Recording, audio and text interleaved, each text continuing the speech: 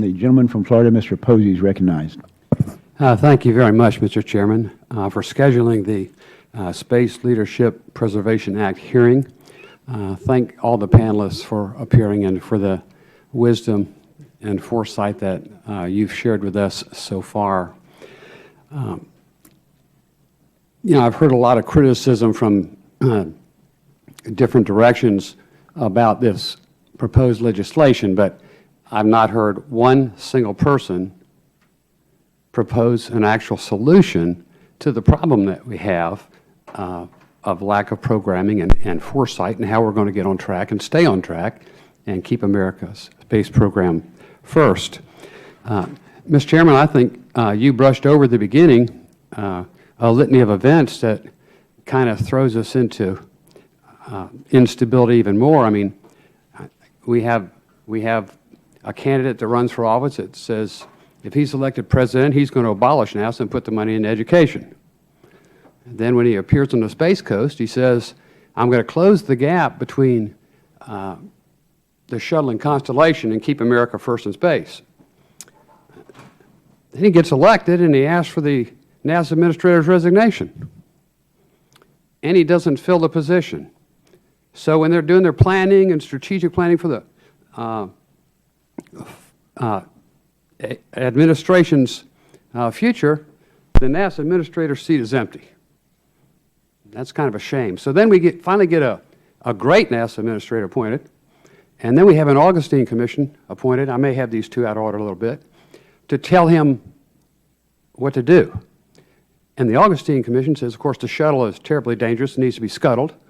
We all know better than that. We know they were designed for over 100 missions, and they were only in the 35th mission. Mile per mile of safest spacest travel of any kind in the history of mankind. And we know the catastrophes, the tragedies were human error. It wasn't any failure of NASA.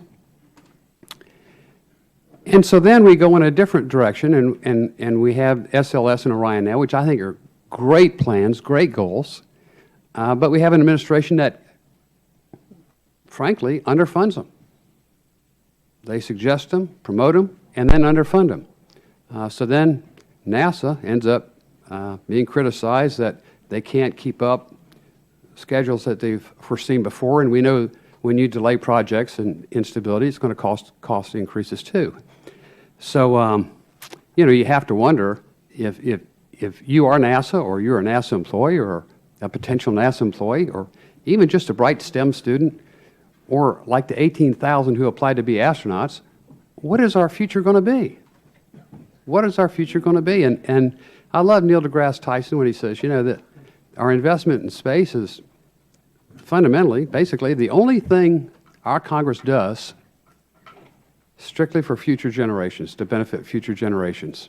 And so I think Congressman Culberson's bill is much too important to ignore, not only for those reasons, but for reasons of national security, our technological advancement, and eventually the survival of our species.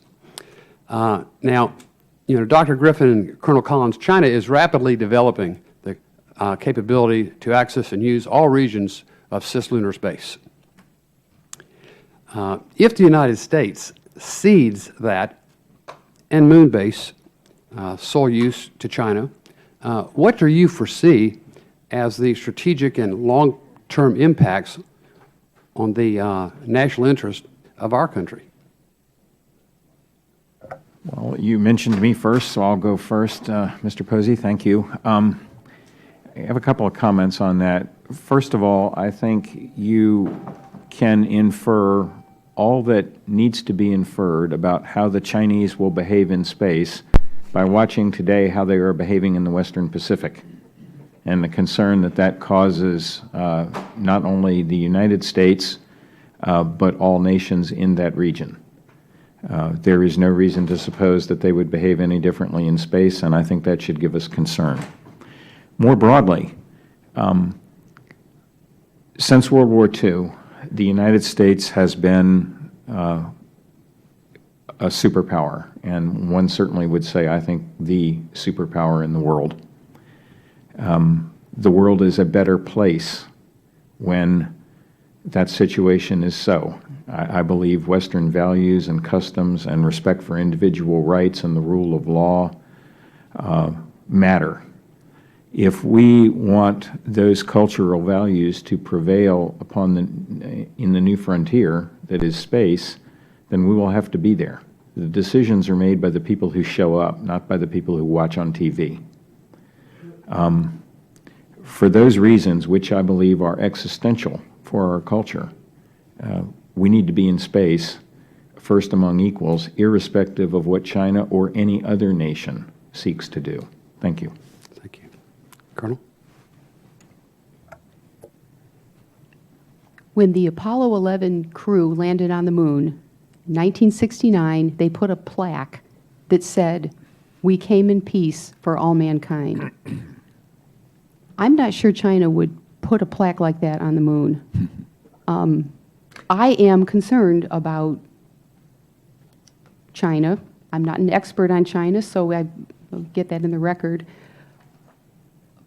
But I'm not sure what their intentions are.